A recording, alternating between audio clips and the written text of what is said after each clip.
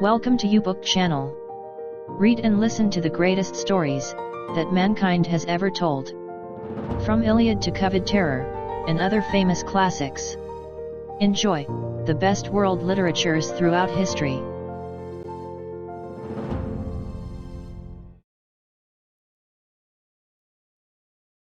Copyright 2021. By Jerry Ducatis. All rights reserved.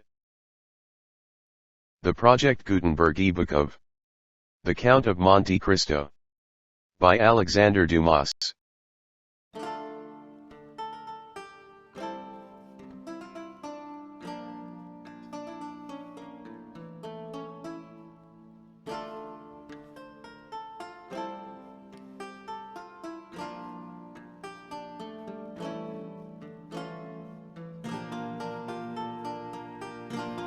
The Count of Monte Cristo.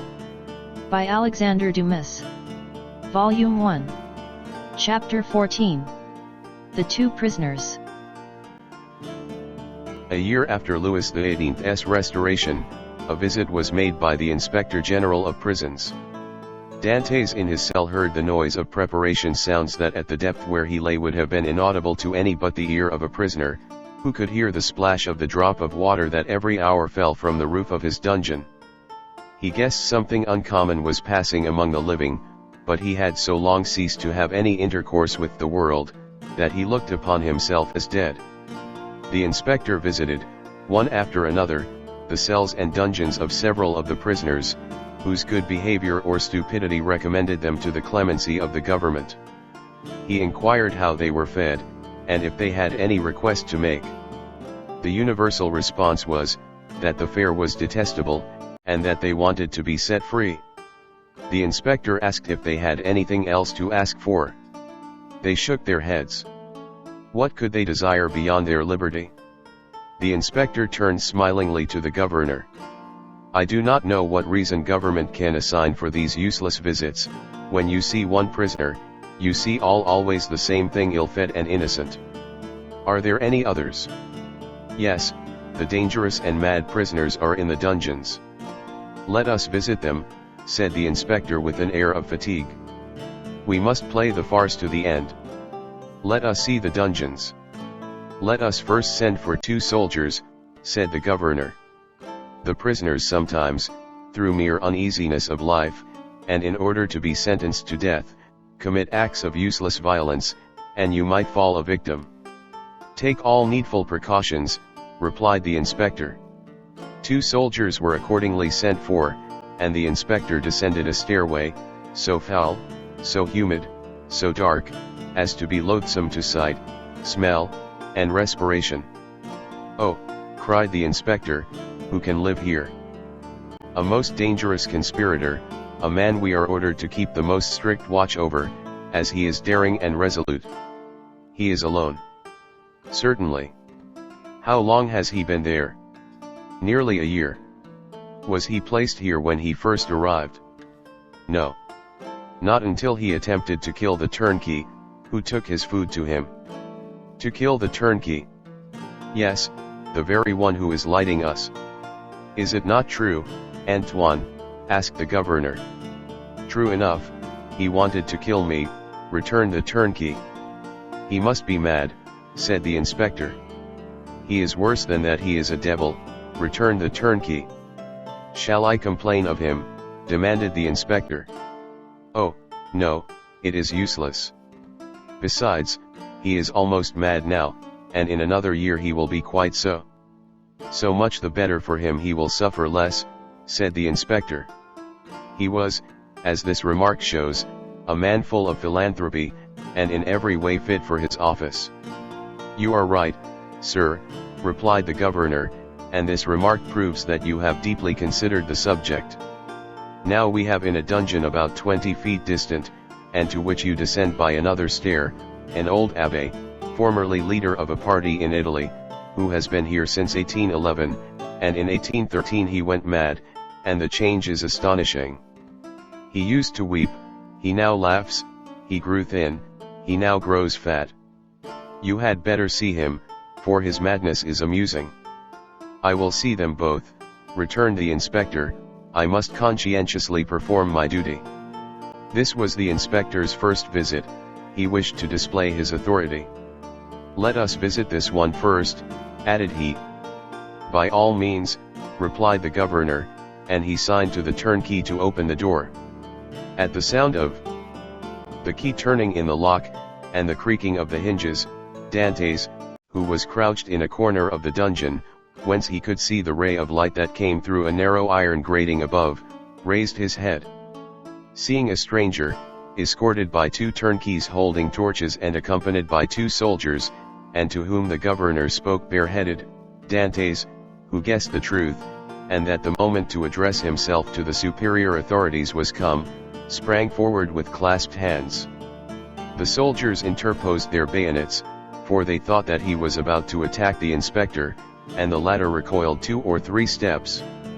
Dantes saw that he was looked upon as dangerous. Then, infusing all the humility he possessed into his eyes and voice, he addressed the inspector, and sought to inspire him with pity. The inspector listened attentively, then, turning to the governor, observed, "He will become religious, he is already more gentle. He is afraid, and retreated before the bayonets. Madmen are not afraid of anything. I made some curious observations on this at Charenton." Then, turning to the prisoner, "What is it you want?" said he. "I want to know what crime I have committed to be tried, and if I am guilty, to be shot, if innocent, to be set at liberty." "Are you well fed?" said the inspector. "I believe so. I don't know, it's of no consequence. What matters really, not only to me, but to officers of justice and the king, is that an innocent man should languish in prison, the victim of an infamous denunciation, to die here cursing his executioners." "You are very humble today," remarked the governor. "You are not so always. The other day, for instance, when you tried to kill the turnkey." "It is true, sir, and I beg his pardon, for he has always been very good to me, but I was mad." "And you are not so any longer?" "No. Captivity has subdued me. I have been here so long." "So long? When were you arrested, then?" asked the inspector. "The 28th of February, 1815, at 2:30 in the afternoon. Today is the 30th of July, 1816. Why, it is but 17 months. "Only 17 months, replied Dantes. "Oh, you do not know what is 17 months in prison. 17 ages rather, especially to a man who, like me, had arrived at the summit of his ambition, to a man, who, like me, was on the point of marrying a woman he adored, who saw an honorable career opened before him, and who loses all in an instant, who sees his prospects destroyed, and is ignorant of the fate of his affianced wife, and whether his aged father be still living. 17 months captivity to a sailor accustomed to the boundless ocean, is a worse punishment than human crime ever merited. Have pity on me, then, and ask for me, not intelligence, but a trial. Not pardon, but a verdict. A trial, sir, I ask only for a trial, that, surely, cannot be denied to one who is accused." "We shall see," said the inspector, then, turning to the governor, "On my word, the poor devil touches me. You must show me the proofs against him." "Certainly, but you will find terrible charges." "Monsieur," continued Dantes, "I know it is not in your power to release me. But you can plead for me, you can have me tried, and that is all I ask. Let me know my crime, and the reason why I was condemned. Uncertainty is worse than all." "Go on with the lights," said the inspector. "Monsieur," cried Dantes, "I can tell by your voice you are touched with pity. Tell me at least to hope." "I cannot tell you that," replied the inspector, "I can only promise to examine into your case." "Oh, I am free then, I am saved." "Who arrested you?" "M. Villefort." "See him, and hear what he says." "M. Villefort is no longer at Marseilles, he is now at Toulouse." "I am no longer surprised at my detention," murmured Dantes, "since my only protector is removed." Had M. de Villefort any cause of personal dislike to you? None, on the contrary, he was very kind to me. I can, then, rely on the notes he has left concerning you. Entirely. That is well, wait patiently, then. Dantes fell on his knees, and prayed earnestly. The door closed. But this time a fresh inmate was left with Dantes' hope. Will you see the register at once, asked the governor, or proceed to the other cell? Let us visit them all, said the inspector. If I once went up those stairs, I should never have the courage to come down again. Ah, this one is not like the other, and his madness is less affecting than this one's display of reason. What is his folly? He fancies he possesses an immense treasure. The first year he offered government 1,000,000 of francs for his release, the second, 2, the third, 3. And so on progressively. He is now in his 5th year of captivity, he will ask to speak to you in private, and offer you 5 millions. How curious, what is his name? The Abbé Faria. No 27, said the inspector. It is here, unlock the door, Antoine. The turnkey obeyed, and the inspector gazed curiously into the chamber of the mad abbé, as the prisoner was usually called. In the center of the cell, in a circle traced with a fragment of plaster detached from the wall, sat a man whose tattered garments scarcely covered him. He was drawing in this circle geometrical lines, and seemed as much absorbed in his problem as Archimedes was when the soldier of Marcellus slew him. He did not move at the sound of the door, and continued his calculations until the flash of the torches lighted up with an unwonted glare the somber walls of his cell. Then, raising his head, he perceived with astonishment the number of persons present. He hastily seized the coverlet of his bed, and wrapped it round him. "What is it you want?" said the inspector. "I, monsieur," replied the abbé with an air of surprise, "I want nothing." "You do not understand," continued the inspector. "I am sent here by government to visit the prison, and hear the requests of the prisoners." "Oh, that is different," cried the abbé, "and we shall understand each other, I hope." "There, now," whispered the governor, "it is just as I told you." "Monsieur," continued the prisoner, "I am the Abbé Faria, born at Rome. I was for 20 years Cardinal Spada's secretary. I was arrested, why, I know not, toward the beginning of the year 1811, since then I have demanded my liberty from the Italian and French government." "Why from the French government?" "Because I was arrested at Piombino, and I presume that, like Milan and Florence, Piombino has become the capital of some French department." "Ah," said the inspector, "you have not the latest news from Italy." "My information dates from the day on which I was arrested," returned the Abbé Faria. "And as the emperor had created the kingdom of Rome for his infant son, I presume that he has realized the dream of Machiavelli and Caesar Borgia, which was to make Italy a united kingdom." "Monsieur," returned the inspector, "Providence has changed this gigantic plan you advocate so warmly. It is the only means of rendering Italy strong, happy, and independent." "Very possibly, only I am not come to discuss politics, but to inquire if you have anything to ask or to complain of." "The food is the same as in other prisons, that is, very bad. The lodging is very unhealthful, but, on the whole, passable for a dungeon, but it is not that which I wish to speak of, but a secret I have to reveal of the greatest importance." "We are coming to the point," whispered the governor. "It is for that reason I am delighted to see you," continued the abbé, "although you have disturbed me in a most important calculation, which, if it succeeded, would possibly change Newton's system. Could you allow me a few words in private?" "What did I tell you?" said the governor. "You knew him," returned the inspector with a smile. "What you ask is impossible, monsieur," continued he, addressing Faria. "But," said the abbé, "I would speak to you of a large sum, amounting to 5 millions. "The very sum you named," whispered the inspector in his turn. "However," continued Faria, seeing that the inspector was about to depart, "It is not absolutely necessary for us to be alone, the governor can be present." "Unfortunately," said the governor, "I know beforehand what you are about to say, it concerns your treasures, does it not?" Faria fixed his eyes on him with an expression that would have convinced anyone else of his sanity. "Of course," said he, "of what else should I speak?"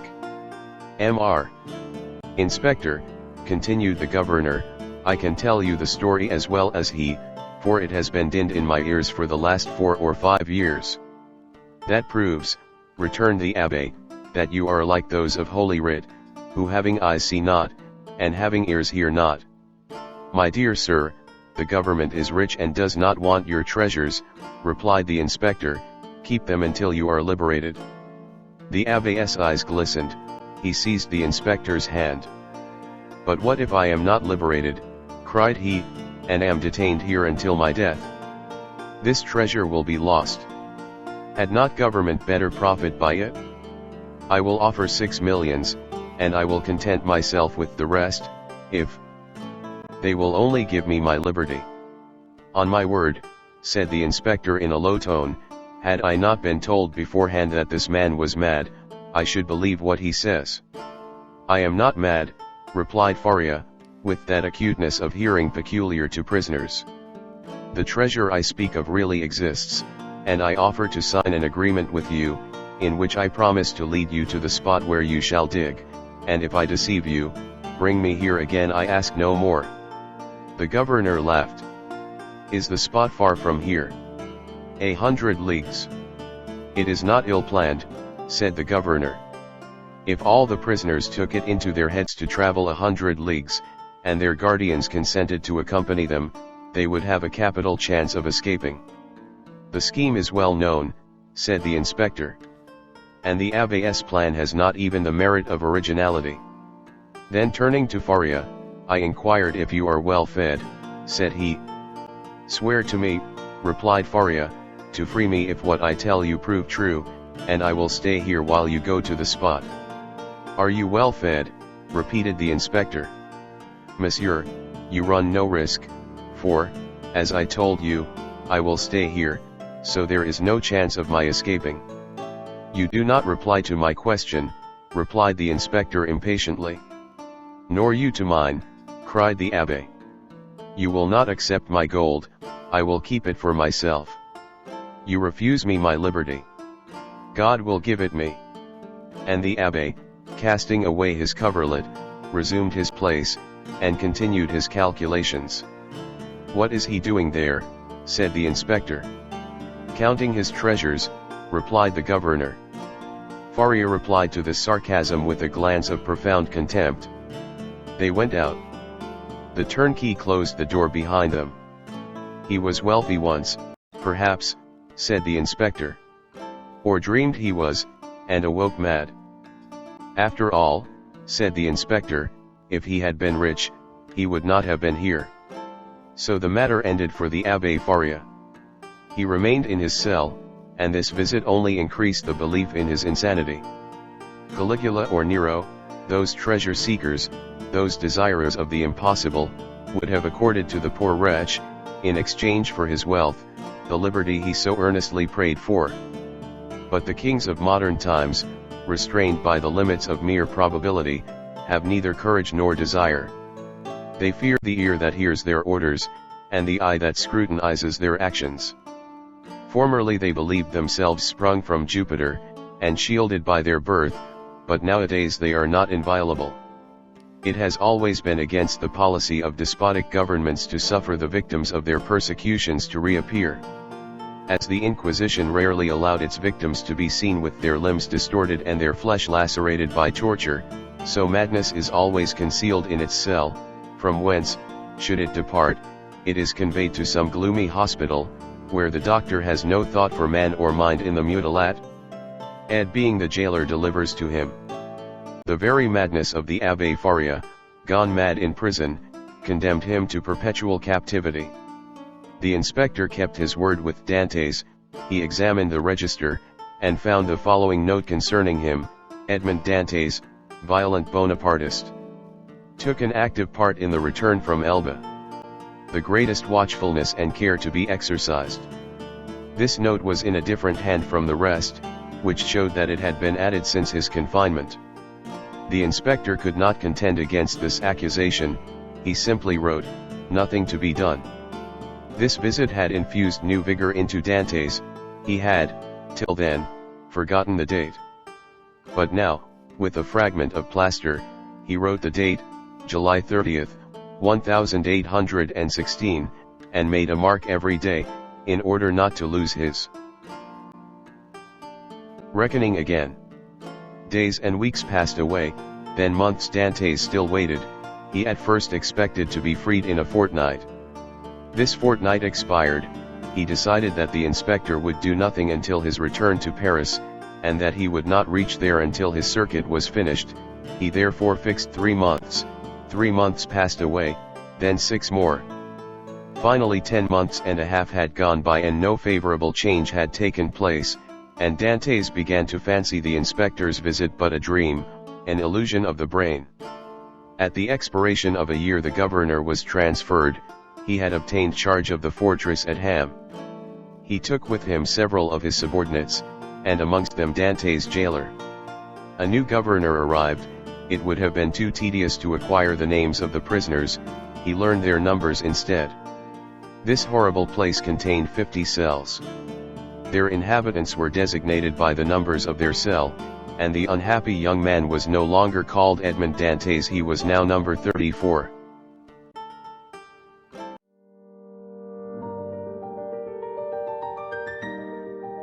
Thank you for watching. Write in the comments section for your request as to what book, usually from Project Gutenberg, you want us to feature in YouBook channel.